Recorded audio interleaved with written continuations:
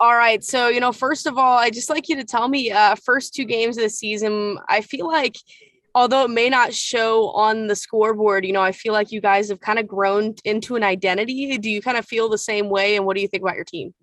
One of the things that we focused on coming into the season was battling adversity. Bad things are going to happen. How do we handle that? Can we stick together, continue to fight? And so the first 2 weeks, unfortunately, things haven't gone how we wanted to them. But in terms of playing with effort, sticking together, battling adversity, our boys have done a phenomenal job of doing that. And so, of course, you would love to win the first two, but in terms of growth and development, I think we're in the right direction. Does that have you excited? Does that have these guys excited that that you're kind of starting to see the results a little bit? I mean, you guys had a lot of solid plays against Elias last week. You look at that Deion Weston touchdown, all that. Does that have you guys excited? It does. It's one of those things that if we can continue to do our job for a whole 4 quarters, it's kind of the possibility I know what could happen. We've been able to show sparks and glimmers here and there, but if we can put it all together for an entire game, how does that look for us?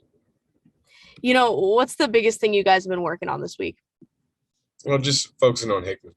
At the end of the day, we haven't been executing. We've had a lot of physical errors, not too much on the mental side. We've been assignment sound, but in terms of physically finishing plays, doing the blocks, catching the ball, all those little things. And so the focus this week has just been on us doing all those little things. What can you say about a guy like Deion Weston? Obviously had a big game last week. I mean, one word can describe him: explosive. At any point, he can score. He was one of the guys that are on our 4x1, 4x2 team that trailblazed the state and won everything, got a state record, all that kind of stuff. So, or high school record, sorry. But it's one of those things that for him, it's he's electricity in the bottle. If we can give him the ball enough, something good's going to happen. It's just a matter of time. And so, talking to the guys up front, the guys on the edge, if we can block, if we can hold on to it, Deion has the ability to change the game. So, instead of making him make 10 guys miss before he can get up, what happens if he only has to make one guy miss? I was talking to, Joe Collier earlier today. Kind of, Yeah, I mentioned I called him before. I gave him a little step, so don't talk too bad about us. we had good things to say. You did mention that you guys have a little tradition before the games. You guys send each other a song. Have you picked out your song yet?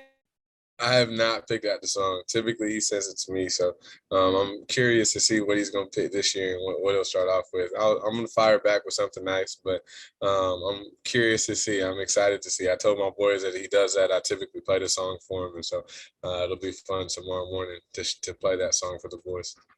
Who usually picks the better song? He does. He does. I think when you initiate it, you already have something playing out. You know what I mean? He does it with Conyers as well. When I was at Battle and he was at Rockbridge coaching against Ozusa. He had a song for each one of us. Every coach had a different song. So I would imagine Joe has had that song picked out for a couple of months now. He probably sent one to Jonah last week, even though they didn't play, just because that's Joe.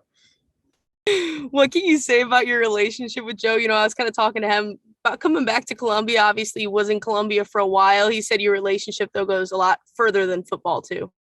It does.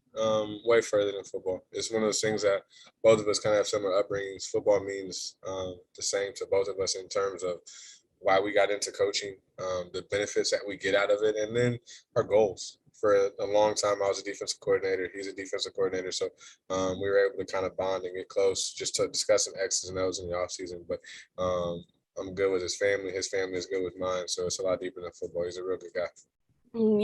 Looking at his team, what are you guys looking at for Capital City, and what are the things you've been preparing for? In true fashion, when Joe was an interim at Rockbridge, he brought out so many athletes. And this exact same thing has happened since he's been at Cap City. Since he's taken over there, it hasn't even been a year, I don't think, but the amount of talent that they have has doubled. They have so many more playmakers on the edge. Their O-line, their D-line are physical, changing a little bit of their defense. They ran a 3-4 last year, but a little bit different principles. So bringing that Collier swag to it, so to speak, he's really allowed those kids to really play fast. And then, I mean, if you haven't seen, the dude doesn't miss workouts. And so his kids physically look so much better. Not knocking the staff before, not trying to throw shade or anything like that. Just you can tell that he's got those kids to buy into the weight room and understanding the progress and what it takes to be successful. So it's a much different looking Capital City team than what they had last year. Do you feel like, I feel like this is kind of a matchup to look out for a little bit, two very hungry teams. Is that kind of the way you're going into, they're going to be just as hungry as your guys are? Of course. And then when you look at it from the talent standpoint, I would say they were pretty equally matched. I think that we have some explosive playmakers. They have some explosive playmakers. They have struggled being able to hold on to the football. We've done the exact same thing. At times, their offense has ran down the field and done wonders. Our offense hasn't had that similar success, but just here and there. But defensively, they've played well, and there's been times where we've played really well. So it's going to come down to who can execute, who can do all those little things. Going back to your team a bit, what do you feel like getting that first win this season specifically, where you feel like you're getting bonded, you're grinding through all that hard work? What do you think that first win will mean to this group of guys? I mean, at the end of the day, that when you talk about your kids, your parents, your community, any of your vested stakeholders in what you're doing, when you're dealing with athletics, a win at the end of the day is trust. Right? So the more wins you have, the more trust, whether your team, your parents, your community, all of that has in you. So as a staff, everything that we've been talking about this offseason, getting that first win kind of solidifies that. It adds trust to it. So now when coach tells you to do these little things because it can help you win, oh wait, we did it last week, or we did it this week, or we did it that week, and we were able to be successful. So it's one of those things that at the end of the day, you look at those successful coaches. Saban, I know he's at the highest level for the college, but I mean, even locally, you look at Coach Hinch's over at Elias. Success that he has had. If you look at their program from freshman to varsity, it's the same. They're all bought in. They all pay attention to the small things. And they continue to have success. And so for us, we're looking at the exact same thing. That wins ultimately transfers to trust, which we're hoping that gets kids to buy in even more and work a lot harder for us. Well, obviously, the goal is always to win, but what do you feel like is an attainable goal that you hope your team maybe can reach and grow into this week? I think an attainable goal is to reduce the amount of physical errors that we have. We've already set the goal of playing with effort, playing through adversity. So I think we've done those. So continuing to set those goals is kind of low-hanging fruit when they've already shown the ability to do that. So what we haven't been able to show is our ability to attention to details and physical mistakes. And so trying to decrease the number of those is what we're focused on.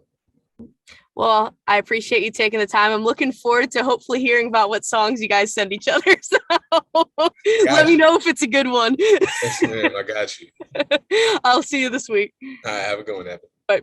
Bye-bye.